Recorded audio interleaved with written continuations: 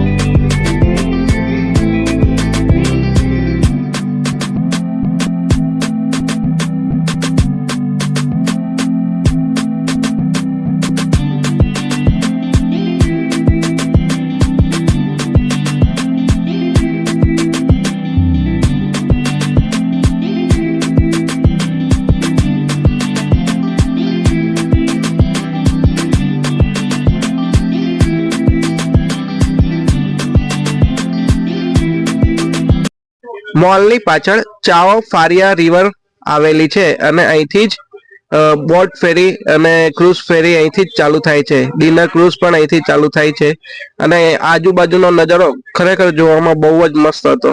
સારામાં સારું એમ્બિયન્સ પાછળ છે.